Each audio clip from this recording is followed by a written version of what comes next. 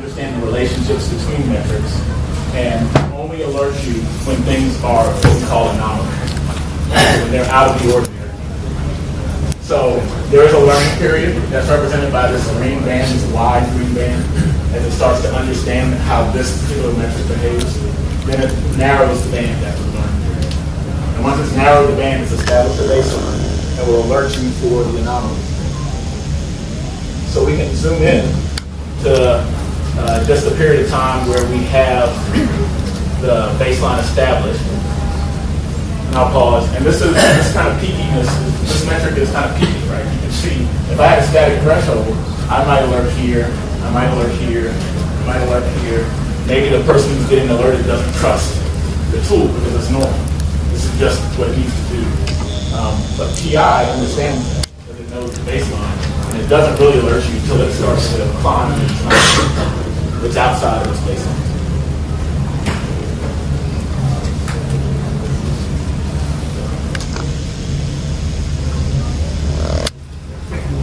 So I can also pick and see what are the related metrics to that, which metrics move at the same time as that, and what are the baselines for those guys.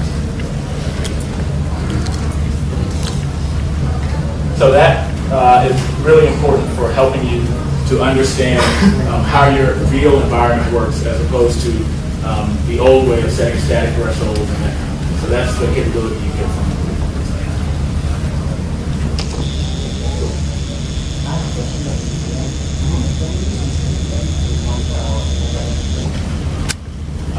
So you can use APM to monitor the back end of the mobile applications. So there's no piece that you would like to put on a mobile device.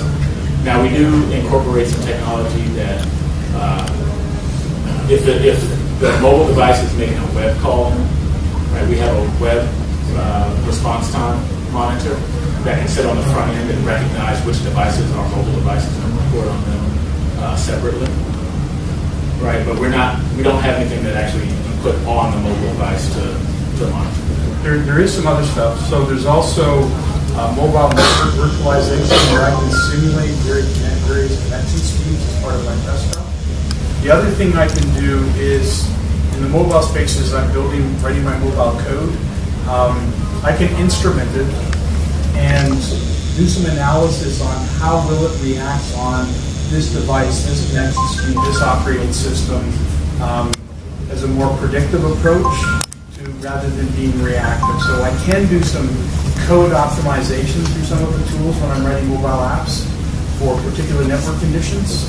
And then as Frost said, as I get into the production world, I don't really have control of the device, I don't have control of the network, but I do have control of the back end, and monitoring that back end can help with performance issues.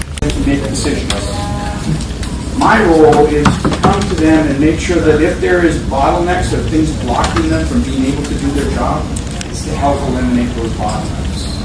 So to tie that to something I've done, when I was on a team, we were doing a lot of stuff, I got tired of my managers giving me a status update weekly, monthly, so you're building a PowerPoint chart and you file that over your executive boss. No. We put it into applications that rolled up the data, like something like Velocity, that gave me that mashup. So instead of my boss asking me, Al, I need a presentation on what you've done this week, here's the URL, here's the dashboard, all the data's there. So it's the sharing of information, it's the ability to experiment, it's developing empathy for the team, the role, opening up lines of communication, train, mentor. Now, there's one anomaly. An unfortunate reality of DevOps is it's a team thing. Everybody's got to be on board. If you've got a bad apple that is the negative Nelly, no, we can't do that. They constantly impede progress. You nurture them, you try to bring them along. But if you continually try to derail what you're doing, you may have to cut them loose. The other thing we've done in our organization is we have transformation teams. These are highly skilled DevOps engineers that will go into a practice area and share. And they will, based on experience, will accelerate because they're professionals in continuous integration and test and delivery. They'll get them going. Now, what happens? They will leave after a while. So it's, you hire a consultant to come in and help get your organization going. The consultant leaves. Your team has a problem. What are they going to do? How are they going to typically react to that problem? They will crawl back to what they know how to do, what used to work in the old days. And that could be slowing them down. So as you start to mentor people within your organization on new DevOps practices, best approaches to how to do things, revisit them. Check in periodically, because inevitably they will get back to the comfort zone and you're not going to see the advancements that you've seen in the past.